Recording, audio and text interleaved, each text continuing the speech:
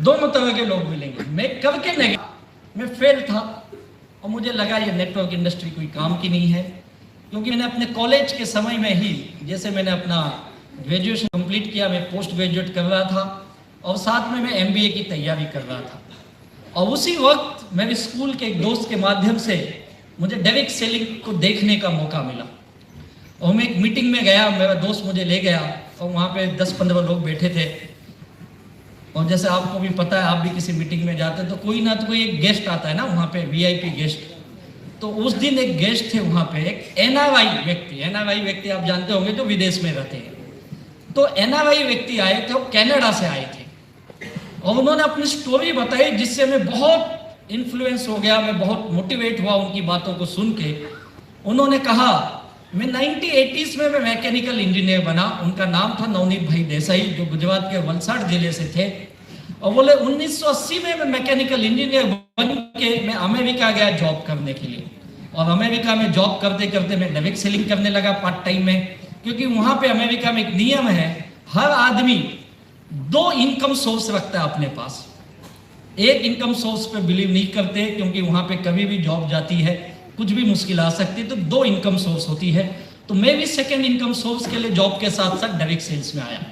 और कुछ दिन काम करने के बाद डायरेक्ट सेल्स में मुझे इतना मजा आया, मैं इस बिजनेस में फुल टाइम करने लगा। और फुल टाइम ही नहीं किया, कुछ साल के बाद मैंने देश बदल लिया। मैं नेटवर्क मार्केटिंग करने के लिए अमेरिका से विद फैमिली के साथ कनाडा शिफ्ट हो गया। और ये बात वो बता रहे थे 97 की बात है, जो वो हिंदुस्तान में आके बता रहे थे कि नेटवर्क मार्केटिंग इंडिया का भविष्य है। और उस वक्त मैं पहली बार सुना, कभी सुना नहीं था इस तरह का बिजनेस। मैं अपनी एजुकेशन की दुनिया में था और मुझे एमबीए करना था। और मुझे एमबीए की मैं एंट्रेंस एग्जाम दिया, मेरा सिलेक्शन भी हुआ इंदौर के देवी अहिल्याबाई यूनिवर्सिटी में, लेकिन मैंने एमबीए नहीं किया। तब तक मैं डायरेक्ट सेल्स की दुनिया में आ चुका था और एक बिजनेस करने की अंदर से चाहत हुई कि मुझे बिजनेस करना है। मैंने अपना पोस्ट ग्रेजुएट किया, मैंने एमकॉम कंप्लीट किया और साथ ही साथ मैं डायरेक्ट सेल्स की दुनिया में आ गया। और उनकी एक बात मुझे आज भी याद है, जो हमेशा बोलते, उनकी हर मीटिंग ट्रेनिंग में एक वर्ड वो हमेशा यूज करते थे, और ये था, ये बिजनेस ऐसा है, आप मुंबई में बैठे हो, कोई व्यक्ति दिल्ली में टूथपेस्ट इस्तेमाल कर रहा है, आपको पैसे आएंगे। कोई व्यक्ति बेंगलोर में सुबह सुबह नहा रहा है, साबुन इस्तेमाल कर रहा है, आपको पैसे आएंगे। कोई व्यक्ति चेन्नई में सुबह सुबह चाय पी रहा है, आपको पैसे आएंगे। मुझे यही चीज़ अच्छी लगी, यार ये तो दुनिया में लोग करेंगे, नहाएंगे, खाएंगे, चाय पिएंगे तो मुझे पैसे आएंगे। मैं बहुत मोटिवेट हुआ, यार क्या बिजनेस है। पहली बार किसी आदमी ने ऐसा बताया कि लोग ये काम करेंगे तुझे पैसे आएंगे। और कुछ दिन के बाद जब मैं इस बिजनेस से जुड़ा तो मुझे धीरे धीरे समझ में आया बिजनेस है क्या। बड़ी लंबी कहानी मैं आपको शॉर्ट में बता रहा हूँ। तो इस बिजनेस में आने के बाद एक चीज़ पता चली कि हमें मीटिंग ट्रेनिंग में बुलाया जाता है। और उस वक्त मैं अपनी एजुकेशन में था, तो बार बार इस मीटिंग में आओ, ट्रेनिंग में आओ। मुझे याद है 98, 99, 2000 तक हम लोगों ने इस बिजनेस में ऐसे कई ट्रेनिंग अटेंड की जहाँ पे कोई ना तो कोई फॉरेन का व्यक्ति आता था, मोस्टली उसमें एनआरआईस होते थे। और उस वक्त मैं बता रहा हूँ, आज से 20-22 साल पहले, उस वक्त हम लोग 1000-1500 रुपए का टिकट खरीदते थे। उस वक्त बहुत बड़ी कीमत लगती थी, या 1000 रुपए देके जाना है। लेकिन ये लगता था आज अमेरिका से कोई आया, आज इंग्लैंड से कोई आया, आज कोई जर्मनी से आया, उस कंट्री के नाम से हम सुनने जाते थे। और ऐसे हॉल में कहीं कोने में बैठे होते थे, उनकी बातें सुनते थे, बहुत अच्छा लगता था यार ये वीडियो। हम हिंदुस्तानी में एक चीज बड़ी अच्छी है, जब भी कोई गोरा आदमी आके बात करता है ना, हमें अंदर से लगता है ये हमसे ज्यादा होशियार है। भले है कि नहीं पता नहीं मुझे, लेकिन हमारी फीलिंग ऐसी होती है ना, क्योंकि बचपन से वही सुनते हैं, देख पढ़ाई कर, अच्छा पढ़ेगा, अच्छी जॉब में जाएगा, तो हमें लगता है ये तो अच्छा पढ़ चुका है यार, अभी विदेश में जॉब कर रहा है और आज हिंदुस्तान में आके ये बिजनेस बता रहा है। और मैं इस बिजनेस में आया और मैंने अपना करियर फुल टाइम इस बिजनेस में लगाया। लेकिन 2.5-3 साल के अंदर ही मार्च 2000 तक मैं इस बिजनेस से नेगेटिव भी हो चुका था। मैंने ये बिजनेस बंद किया। बंद इसलिए किया कि 2.5-3 साल में काम तो बहुत किए, मीटिंग ट्रेनिंग तो बहुत किए, लेकिन पैसे ही नहीं कमा पाया।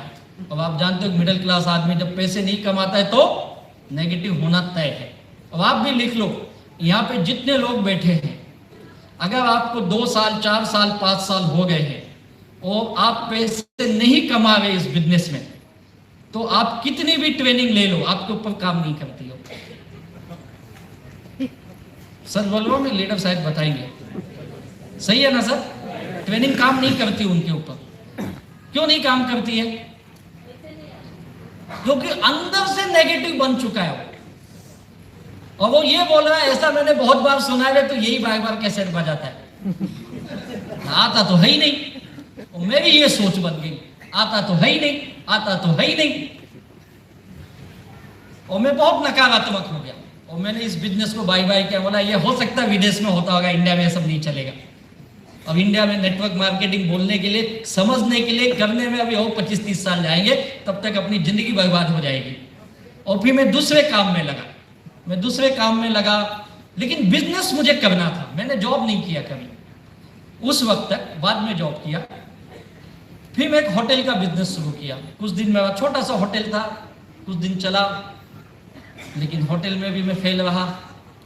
फिर मैंने एक दूसरा काम किया, मैंने गिफ्ट आर्टिकल की दुकान खोली। कुछ दिन वो भी चलाया, वो भी फेल रहा।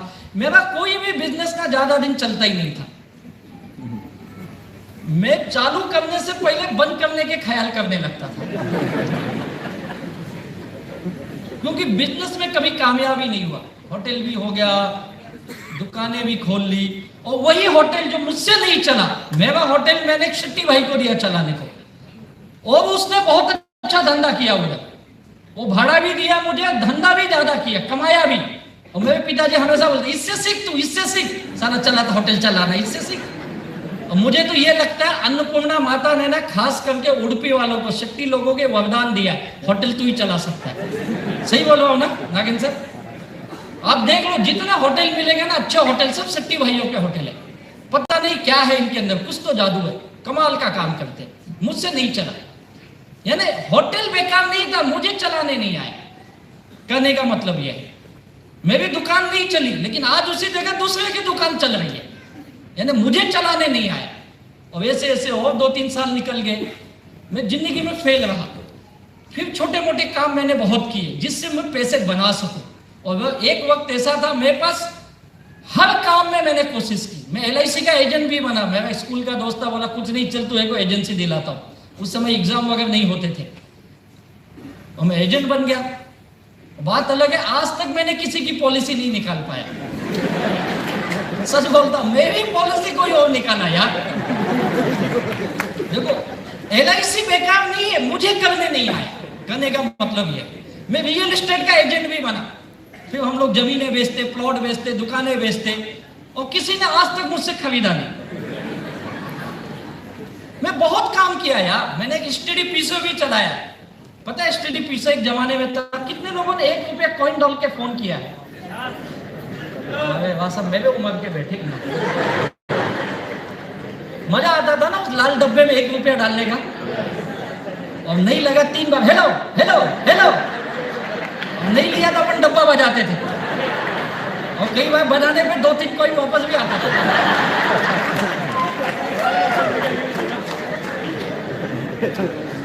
और मैंने वो भी चलाया। मेरे होटल के बगल वाले दुकान में मैंने उसको चालू किया, होटल मैंने भाड़े पे दे दिया।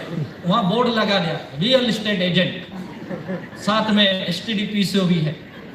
उस समय रात को 9 बजे लोग फोन करते थे, आधा पैसा लगता था, और 10 बजे के बाद क्वार्टर लगता था। क्वार्टर वो वाला नहीं, पैसा। तो लोग कैसे फोन करते आपको भी याद होगा। मैंने देखा लोग आते थे, मेरे स्टडी में फोन लगाते थे, गांव में बोलते थे, हाँ ये बोल रहा हूँ, मेरी माँ को बुला दो, 10 मिनट में करता हूँ, कट। ऊपर टिक टिक टिक टिक चलता था, पता होगा ना, देखा होगा आपने। आज तो मोबाइल आ गया यार, जमाना ही बदल गया। मैंने वो भी काम करके देखे, उसमें भी पैसे नहीं बना पाया। यानी ऐसे ऐसे करके मैंने जिंदगी के 8 साल अलग अलग बिजनेस किए, लेकिन एक भी बिजनेस मेरा सक्सेस नहीं हुआ। मैं फेल पे फेल रहा। दुकान में फेल, होटल में फेल, नेटवर्क इंडस्ट्री में फेल, और भी ऐसे कई कामों में फेल। और जिंदगी की असली कहानी तब आती है जब आप जीवन में नाकामयाब बनते हो। और मैं हमेशा बोलता हूं, आज हम ऐसे युग में जी रहे हैं जिस युग में आपकी कीमत आपके जेब से नापी जाती है। इस युग में अगर आपके जेब में पैसा है तो दुनिया सलाम करेगी, और नहीं है, दुनिया छोड़ो, अपने घर में अपनी कोई कीमत नहीं है। This is the fact of life. अब ये मुझे पता चला। और मैं हमेशा एक चीज बोलता हूं, जिस घर में पैसे नहीं आते हैं उस घर में झगड़े ज्यादा आते हैं। और मेरे घर पे भी झगड़े, टेंशन का वातावरण, माँ बाप दुखी हैं, लड़का बिगड़ गया है और फिर वो कोशिश करते ये सुधर जाए, और मुझे सुधारने की कोशिश की गई। माँ बाप बोल बोल के थक गए, उनको लगा हमारा लड़का नालायक हो गया है, इसको कुछ समझता नहीं है, ये क्यों ही भी फालतू काम कर लेता और लाइफ को बर्बाद कर रहा है। और फिर हमें अलग अलग उदाहरण दिए जाते, एग्जाम्पल्स। देख तेरा दोस्त तेरे साथ पढ़ता था, तेरे स्कूल में था, तेरे कॉलेज में था, आज देख कितने अच्छे जॉब पे है। और उसका लड़का देख तुझसे कम नंबर लाता था लेकिन आज वो दुबई में सेट हो गया है। वो देख 25,000 के जॉब में, वो 30,000 के जॉब में, तू क्या कर रहा है पागल? 8 साल हो गए, तेरा कुछ ठिकाना नहीं है, कुछ तो कर। मैं बोला मैं बहुत कुछ करता हूँ, रिजल्ट ही नहीं निकलता है। तू समझता क्यों नहीं है? मैं बोला मैं बहुत समझता हूँ। और फिर झगड़े, तू मैं, और घर का वातावरण बहुत टेंशन वाला। मैं घर पे एंट्री किया नहीं कि कैसेट बजना चालू, और मुझे पता था वे 2 गाली देंगे, 2 बात। वो भी सही है, हर माँ बाप अपने जगह से चाहते हैं कि बच्चा लाइन पे आ जाए, हमारी जिंदगी का सबसे बड़ा बोझ कम हो जाए। भाई लड़का सेट, ये माँ बाप यही चाहता है ना, और क्या चाहता है? भाई इसकी पढ़ाई हो गई है, अब किसी अच्छे जॉब में या किसी अच्छे काम में सेट हो जाए, अपना घर चलाए। अपना घर छोड़ो, मैं तो घर से ही पैसे लेके जाता था, तो घर वाले और टेंशन में थे, कब तक तू ऐसा करेगा? मेरे बापू ने तो मुझे बोल भी दिया था, देख बेटा मैं जब तक जिंदा हूं तुझे खिलाऊंगा, मुझे चिंता ही है मेरे बाद तेरा क्या होगा। तू अभी भी कुछ कर ले और ये सब झमेले में मत पड़, तू जॉब कर, जॉब। बिजनेस आम आदमी का काम नहीं हो, मैं छोटे से मिडिल क्लास से आया हुआ व्यक्ति, बिजनेस अपना काम नहीं है। तू हर काम करके देख लिया ना, क्या किया? पैसे ही तो गवाए, और क्या किया तूने? मैं घर के भी पैसे ले गया, कुछ बैंकों से उधार लिए, कुछ यहाँ वहां से उधार लिए, और एक वक्त ऐसे आया मैं उधार मांगने का मास्टर बन गया यार, जाने अनजाने में। सच बताता हूं, मैं उधार का मास्टर हो गया था। कई बैंकों हमें छोटे छोटे लोन मिलते थे, बड़ा लोन कौन देता है यार? 50,000 का पर्सनल लोन 4 बैंकों से लिए, 2 लाख आ गया। ऐसे ही छोटे छोटे लोन लिए। मुझे लगता है नहीं, मैं जहां रहता हूं ठाणे में, उसके आसपास कोई ऐसी बैंक रही होगी जहां से मैंने पर्सनल लोन नहीं लिया। जहां से भी मिला लिया मैंने। बीसी समझते हो? बीसी चलती है, क्या बोलते हैं उसको, कमिटी बोलते हैं, उसमें बोली लगती, बोली ऑप्शन होता है। मैं आदमी पहला या दूसरा बोली में उठाता था पैसा, क्योंकि उठाने की टेंशन। वैसे वाले बोलते हैं पागल है क्या, इतना महंगा क्यों उठाया, देगा कैसे? मतलब पहले तू तो दे, बाद में मैं देखूंगा। यानी एक भूत सवाल हो गया, तो पैसा कहां से मिलेगा? क्योंकि मैं उस वक्त अपने आप को बहुत होशियार समझता था। ये बाद में पता चला मेरी होशियारी मुझे बड़े खड्डे में लेके गई। यानी एक आदमी का देने के चक्कर में मैं 4 आदमी से पैसे लिए, और मुझे लगा मैं एक का देके कितना होशियार हूं। पता बाद में समझा पागल, एक ठीक था, अब 4 की गाली सुन रहा है। मैं हमेशा बोलता, जो ऐसे चक्र में फंसते हैं ना, बोलता अपने आप को रोक ले भाई, एक से लिया, एक की गाली सुन ले। और फिर घर के लोग दुखी, घर पे लोग मांगने लगे, और मैं घर पे एज यूजुअल मिलता नहीं था। और फिर मेरे रिश्तेदारों को बुलाया गया, काका आए, मामा आई, बुआ आई, सब आए, सब मुझे समझाने लगे, अरे तू क्यों ऐसा कर रहा है, पढ़ा लिखा लड़का है, क्यों ऐसा काम करता है, तू अच्छी जॉब पे लग जाए यार, क्या जरूरत है तुझे काम करने की, वो 2 आदमी तुझे ढूंढने आते, तो किसका किसका पैसा लिया है? दे दे लोगों का। बोला दे दूंगा, कब? जब आएगा। आएगा कब? वही तो नहीं पता है। और ये रिश्तेदार भी बड़े खतरनाक मिले मुझे, वो देते कुछ नहीं, ज्ञान देते, ज्ञान। ले ले मेरे पास बहुत है, ले ले। मैं भी कई बार बोला मामा जी गलती होगी, 2 लाख की मदद करो। बोलते 2 लाख नहीं है। बोला फिर कहीं का ज्ञान दे रहा है? मैं तो कई बार उदाहरण दिया, तू कहीं से ला 2 टके से, मैं देता हूं 3 टका, तुझे 1 टका तू कमा ले। लेकिन वो लाए ही नहीं। और फिर दूसरा ज्ञान हमको, हम रात को शांति से सोते, हम टेंशन में नहीं जीते तेरे जैसे। तू कितने का पैसा लिया, इसका बैंक का बाकी, उसका बाकी, बीसी वाले का बाकी, तेरा कैसे होगा रे? इतना टेंशन लेके क्या करेगा तू? कुछ भी हो सकता है, हालत खराब हो जाएगी, बीमार पड़ जाएगा, क्या करेगा इतना टेंशन लेके। देख हम इज्जत वाले लोग हैं, हमारे दरवाजे पे कोई मांगने नहीं आता है। बोला आप चिंता मत करो, मैं भी सोता हूं रात को। सोता तो वो नहीं है जिसका लिया हूं।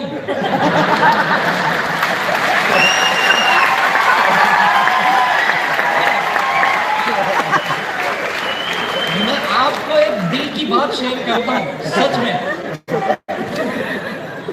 आप देख लो, जितने भी लोगों ने बड़े बड़े लोन उठा के इंडिया छोड़ के भाग गए, मुझे ऐसा मौका ही नहीं मिला, नहीं तो शायद माल्य से आगे मैं भी होता। क्योंकि अपन गरीब आदमी यार, अपनी फाइल छोटी फाइल, तो साला उस पे 50,000 के ऊपर कभी चढ़ा ही नहीं लो। आप देख लो दुनिया में किसी का भी नाम सुनो जिसने हजारों करोड़ के घपले करके बैंकों के गायब है, या लोन नहीं भर गया, हार्ट अटैक से मर गया। सुना है कभी? मैं तो नहीं सुना। मरता कौन है बेचारा? अच्छा खासा सिंगर के बेचारा चले गया। देखो मुझे ये लगता है इसकी वजह ये है ना, ये जो लोगों से लिए है ना, वो इनकी दुआएं मांगते, भगवान भले पैसा नहीं है, आदमी जिंदा रख, आज नहीं तो कल मिलेगा।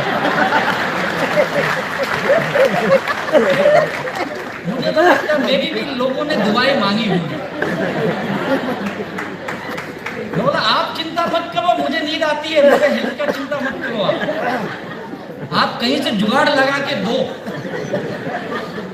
वो बोलते साला तेरी नाम खराब है, तेरे नाम पे 4 लोग गाली देते, हम समाज में इज्जतदार लोग हैं। बोला कैसे तुम्हारी इज्जत है बताओ? तुम 2 लाख नहीं ला सकते, मैं मार्केट से 20-25 लाख लाया।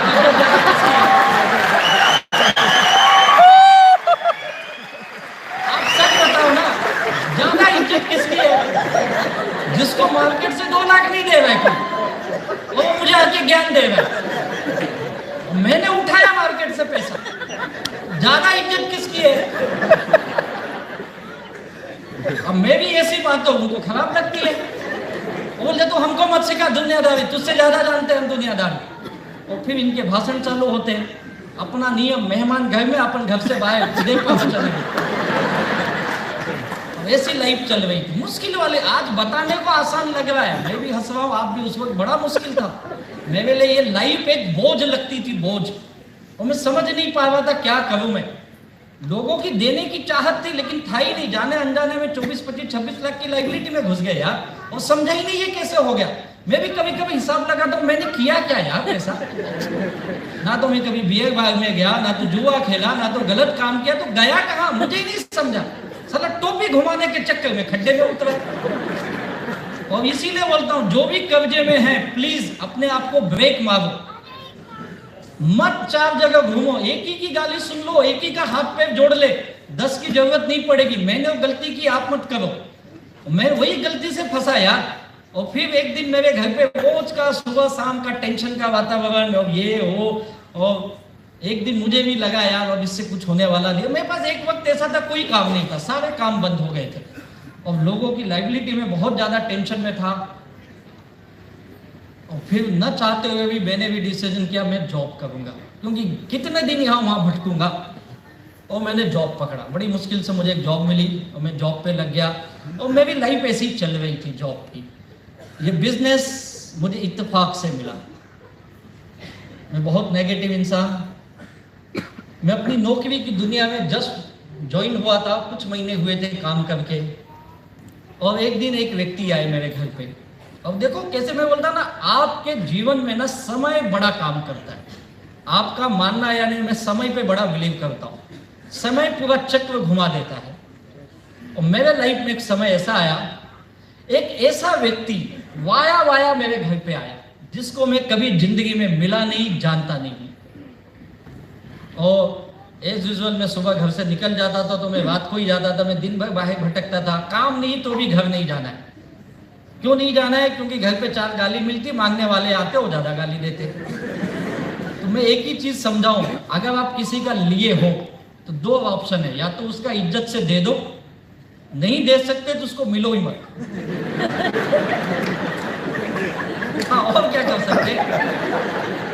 मैंने दूसरा काम किया, मैं मिलता ही नहीं। और मेरे घर के लोग बड़े खतरनाक। कभी कोई मेरे घर पे पहुंच गया, डोरबेल बजाया, दरवाजा खुला, राजेश यादव है क्या? हमको नहीं पता। कहाँ गया है? हमको बता के जाता है। कब आएगा? बोला ना हमको कुछ नहीं पता, दरवाजा बंद, जा। कभी उसको एंट्री नहीं मिलती घर के अंदर, क्योंकि जो मांगने वाले थे इतने डेंजर है ना, साले अंदर आके गाली नहीं देते, दरवाजे पे गाली देते। दरवाजे पे जोर जोर से चिल्लाएंगे, उनको लगता है चिल्लाने से इसकी इज्जत जाएगी और ये पैसा दे देगा। भाई वो ऑलरेडी चली गई है। चिल्लाने से कुछ नहीं होगा। पूरे फ्लोर को, पूरे ऊपर नीचे बिल्डिंग में सबको पता है यादव का लड़का डूबा है, नालायक है।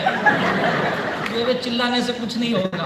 और सच बताता हूँ, जिसने ज्यादा चिल्लाया उसका पैसा सबसे लास्ट में दिया सबका। लास्ट में इसके साला वैसे भी तेरी गाली ज्यादा सुना तो वो दे दे 2-4। और एक बार एक लाइफ में ऐसा आता है ना, जब मैं सच बताता हूँ, मैं एकदम बेशरम बन गया था। यानी कोई कुछ बोले मुझे कोई फर्क ही नहीं पड़ता था। एक ही बात, दे दूंगा। कब? जब आएगा। कब आएगा? बेशरम की तरह कईयों की गाली मैंने सुनी है, और मुझे लगता है यही वजह में इस बिजनेस में टिक पाया, क्योंकि गाली सुनने की पहले से आदत थी।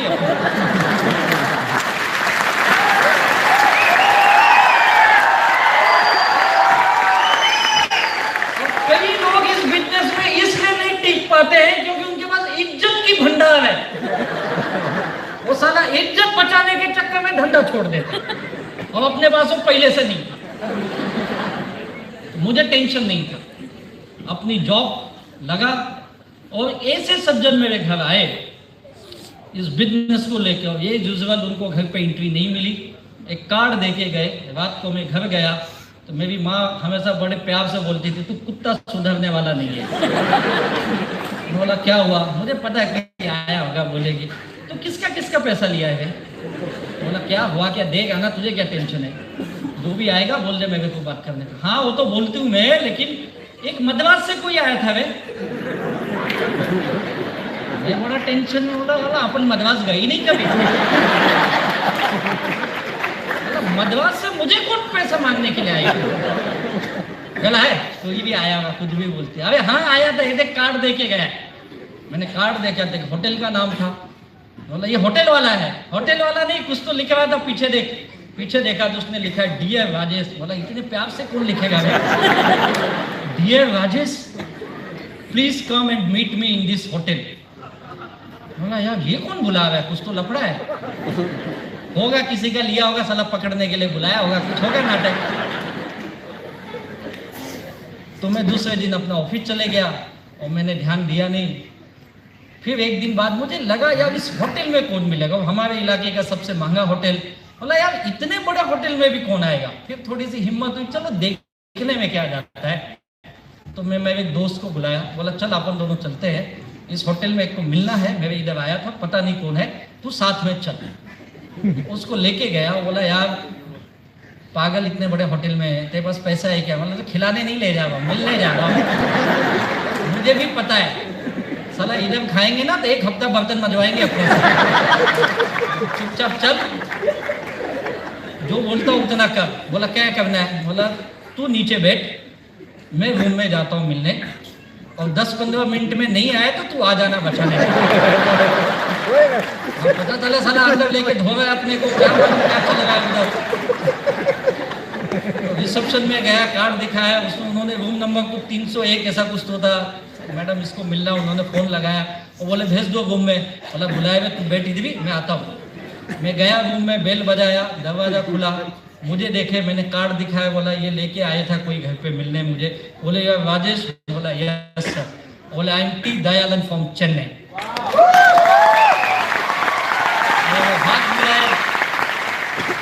बोले कम कम कम। नो आप हमारे लीडर जानते हैं कितने प्यार से मिलते हैं ना, गले इतना गले मिलते जैसे राम भगत मिलाए कर, छोड़ते ही नहीं, छोड़ गए बस हो गया। और फिर मैं पूछूं आप मुझे जानते कैसे हो, आप हो कौन ये तो बताओ। तो सीधे गले मिल रहे, तो है कौन? बोले बैठो बैठो मैं बताता हूँ। बोला आप आए कैसे मेरे पास? यार अच्छे अच्छे ढूंढ रहे, तू कैसे पहुंच गया? कभी देखा नहीं तुझे, जानता भी नहीं हूँ। Okay don't worry, you seat. Do you know mister Pillai? बोला ये कौन है? बोला दैट इन रिलायंस गाय। बोला अच्छा तो पिल्ले हो तो अपना दोस्त है, पिल्ले बोल तो पिल्ले ही बोल रहे हैं। ओके उसने भेजा, हाँ वो मेरे साथ थे, हम दोनों आए थे, आप नहीं मिले। बोला पता है मैं घर पे मिलता ही नहीं हूँ। तो मैं बोला बताइए सर कुछ काम? नहीं मैं एक बिजनेस प्रपोजल लेके आया हूँ और मैं आपसे बिजनेस शेयर करना चाहता हूँ। आप बैठिए, क्या लेंगे, चाय या कॉफी? गरीब आदमी चाय पीता है। बोला चाय, लेकिन सर मेरा एक दोस्त नीचे बैठा है, बुला लो। बोले हाँ बुला लो। मैंने फोन किया, आ जाए ऊपर, अपने ही आदमी है। आ गए ऊपर, हम लोग चाय पीना चालू किए। चाय आई तब तक इनका चालू हो गया, ये बिजनेस है, ऐसा है वैसा, वही सब। और वो इंग्लिश में बात करते, और मेरा दोस्त चाय पीने के बाद 10 मिनट बाद बोलते हैं मैं जाऊँ कभी? बैठना अभी तो आया है। फिर 5 मिनट बाद बोलता है एक कब तक रहे? बोला मुझे क्या पता, अभी तो सुनना, मैं भी तो पहली बार आया हूँ, मेरे को अर्जेंट है रे, सुनना मेरे को जाने का। तू बोला 10 मिनट, साला आधा घंटा हो गया रे। तो बोले क्या प्रॉब्लम है? बोला नहीं सर इसको जाना है, कुछ काम है। ओके नो प्रॉब्लम, आपको टाइम है? बोला मेरे पास बहुत टाइम है। ये गया, मैं बैठा, वो चालू हो गए 1-1.5 घंटा वही कैसेट उनका, एसी कंपनी ये है, ये जैसे अपन बताते प्लान, एक गोल बनाए लेफ्ट में तो राइट में, गोल बनाते ही दिमाग का जल जाता है। अच्छा वो वाला है क्या? आदमी पकड़ने वाला ना, समझ गया समझ गया। अब समझ तो गया तो बोल ले, अभी चाय पिया तो सुनना पड़ेगा। तब 1 घंटा हो गया, 1 घंटे के बाद बोलते यू हैव समथिंग? बोला नहीं बाबा, इतने बड़े होटल में क्या लेगा रे? नहीं नहीं आप क्या खाओगे? बोलो नहीं नहीं आपको जो खिलाना है खाओ। नहीं आप मेनू रखे, लो बोलो ऑर्डर दो। बोला नहीं नहीं नहीं आप ही दो, क्योंकि अपने यहाँ नियम है, जो ऑर्डर देगा वो बिल भरेगा।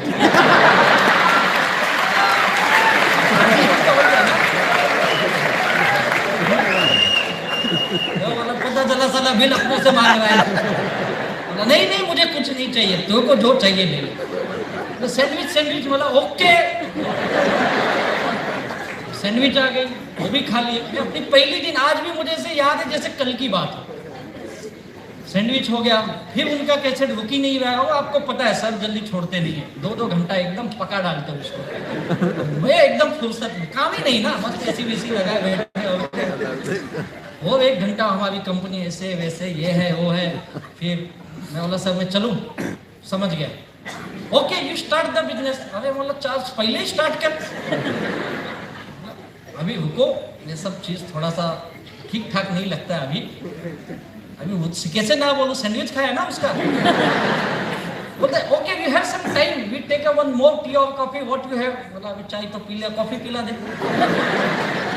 कॉफी भी आ गई, और आधा घंटा क्या आया भाई, 3 घंटे में बैठा उनके पास।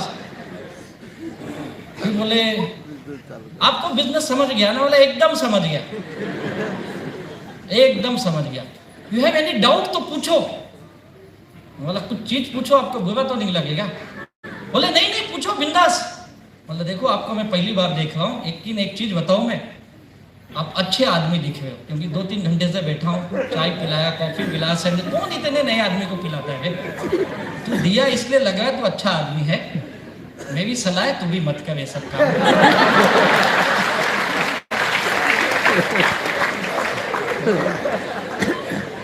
बोलते you don't understand my business. बोला सब समझ गया मैं, तू जैसे स्टार्ट किया ना तभी से समझ गया। वो तो मैं ऐसे ही बैठा हूँ कि तू बताया हुआ है, मैं सुन रहा हूँ। नहीं नहीं नहीं आप नहीं समझे, मैं फिर से मत समझा, मैं समझ गया। तो व्हाट यू हैव प्रॉब्लम? बोला पूरा ही प्रॉब्लम है तेरे काम में, अच्छा क्या है इसमें? मुझे नहीं करना है, मैं सच बताता हूँ सर, प्लीज सॉरी मुझे माफ करना। मेरे अभी जॉब पे लगाओ, मेरा जॉब चल रहा है, और नहीं आपके बारे में बताया, बड़े अच्छे बिजनेसमैन था किसी जमाने में। पहले दिन थोड़ी अपने घर के हाल बताऊंगा कि कितना डूबा हुआ हूँ। तो बोले ओके ठीक है हम मिलेंगे। बोला हाँ मिलेंगे, अब तो छोड़, मिलेंगे बोल के मैं निकला, और फिर मैं अपने जॉब पे और वो अपने काम पे। महीना भर बीत गया, कुछ नहीं, महीने बाद फिर उनका मुझे फ़ोन आया, और उन्होंने मेरा घर का नंबर ले लिया था, जो लैंडलाइन नंबर था उस वक्त। और वो मुझे फ़ोन करते, आपका क्या प्रोग्राम है। फिर ऑफिस का भी नंबर ले लिए मुझसे और फिर मैं भी उनकी बातचीत होने लगी और धीरे धीरे मेरा उनका मिलने का सिलसिला शुरू हुआ। मुझे बिजनेस में कोई इंटरेस्ट नहीं, लेकिन आदमी से थोड़ी दोस्ती हो गई और 2-4 मीटिंग के बाद और अच्छी दोस्ती हो गई। और कहीं पे भी आते फ़ोन करते, वेयर आर यू, बोला अपने ऑफिस में। What your programme in the evening, बोला बोलो क्या आप आ गए सकते हो मुझे मिलने के लिए। बोला बोलो कहाँ आना है। आज मैं मलाड में रुका हूँ, आज मैं दादर में हूँ, आज मैं ठाणे में हूँ, आज मैं इधर हूँ उधर हूँ। किसी ना किसी अच्छे होटल में रुकते थे और मुझे बुलाते थे और मैं सच बताऊँ टाइम पास करने के लिए जाता था। ऐसे 2-4 बार मुलाकात हो गई, दोस्ती हो गई और मैंने अपनी जॉब भी, मैंने कहा मैं कोई काम ज़्यादा दिन नहीं किया, मैंने नौकरी भी की तो 1.5-2 साल ही की, लेकिन अपनी नौकरी में ना मैं 4-5 महीने के अंदर अपने बॉस का सबसे चहेता एम्प्लॉय हो गया था। मेरा बॉस मेरा एग्जाम्पल देता था। मेरे कलीग्स मेरे ऑफिस में जहाँ मैं जॉब करता था वो मुझसे जेलस करते थे, नफरत करते थे। उनको लगता था बॉस का चमचा है, उनको लगता था बॉस की चापलूसी करता है, क्योंकि मैं उस ऑफिस में सबसे पहले जाता था। ऑफिस 10 बजे, शाम को 6:30-6 बजे लोग निकलते थे और मैं आखिरी आदमी उस ऑफिस से निकलता था 8 बजे 9 बजे। और हमको कोई ओटी नहीं मिलता, ओवर टाइम नहीं मिलता हमको। मेरा बॉस खुश था, क्या एम्प्लॉय है, कितना हॉनेस्ट, कितना कमिटेड, कितना डेडिकेटेड है। और मेरे कलीग्स बोलते हैं तू ज्यादा बॉस की चापलूसी मत कर, 10 बजे आने का 9:30 बजे क्यों आता है, साला तेरे चक्कर में हमको भी सुनना पड़ता है। और 6 बजे ना निकल जाने का, लेट से लेट 6:30।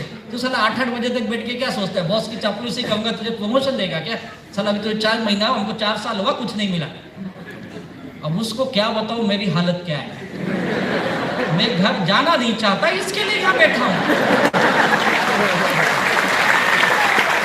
मेरी समस्या कुछ और है। अब उसको बता नहीं सकता ना मैं कितने झोल झाल में फंसा हूं।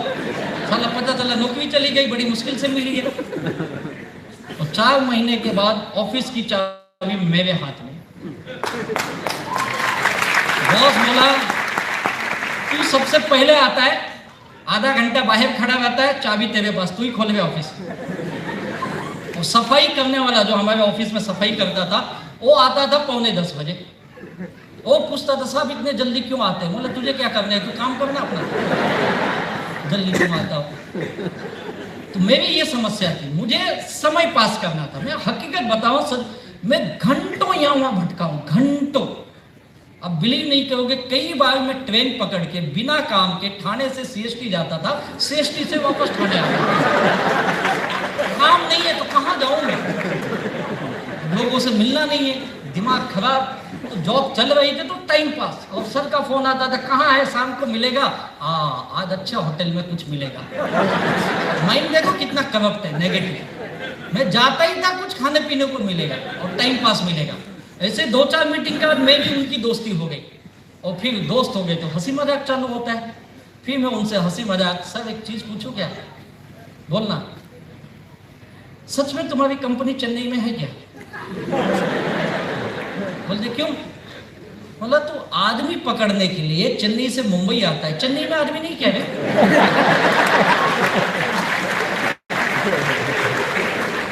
नेगेटिव आदमी ना, तो सवाल भी वैसे होंगे।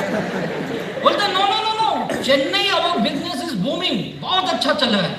मतलब सब ऐसे ही बोलते हैं, साले अपने घर में काम नहीं करते, यहाँ के बेवकूफ बना रहे। सुनो दोस्तों बता रहा हूँ, मुंबई के लोग डेंजर है। गड़बड़ किया ना, चेन्नई में घर ढूंढ के लुंगी निकाल के मारे। लुंगी पहनते ना वो लोग। इतना मत समझ तू। फिर वो हंसते थे, अरे यार तू हमेशा जोक करता, तुझे क्या लगता है मैं फालतू काम कर रहा हूँ। हाई है, समझ जा, अभी भी टाइम है। कर रहे थे और मैं अपने नाटक कर रहा था। तो ऐसे ही मेरी लाइफ चल रही थी। और ऐसे ही देखते देखते आप सोचोगे इसे बिजनेस बताए थे, किया क्यों नहीं, क्योंकि मुझे करना नहीं था। मैं नेगेटिव ख्याल का था, मुझे विश्वास नहीं हो रहा था। और वो कई बार बोले ये संडे को क्या प्रोग्राम है तेरा। मतलब संडे तो मेरे लिए बहुत अच्छा दिन है, टाइम पास कर होता ही नहीं है। मैं संडे को भी घर पे नहीं बैठता हूँ यार, नहीं तो लोग आएंगे ना संडे को। मेरा संडे तो रोज ऑफिस क्यों जाता है, नहीं आज कुछ एक्स्ट्रा काम है इसके लिए जा रहा हूँ। कुछ ना कोई बहाना बना के मैं घर से बाहर। हाँ सर संडे, हाँ व्हाट योर प्रोग्राम, कुछ नहीं बोलो। आज हमारा एक गेट टुगेदर है, तू आएगा क्या? बोला बताओ कहाँ आने का? ये होटल में आ जा। मैं पहुंच जाता था। अब बिलीव नहीं करोगे, मैं इतना सिंसियर आदमी था, इनकी मीटिंग 3 बजे, साला अपन 2 बजे हो। सर किधर हो तुम? अरे तू अभी क्यों आ गया रे? अरे आप ही बोले ना, 3 बजे है, साला कोई गेस्ट नहीं, मैं अकेला। इतना सिंसियर होगा। ऐसी मेरी लाइफ चल रही थी। मैं इनकी मीटिंग ट्रेनिंग में भी गया टाइम पास करने, बिजनेस नहीं किया। और मेरी सब्र का इंतहा देखो, मेरे जैसे पेशेंस तो शायद किसी के पास हो ही ना।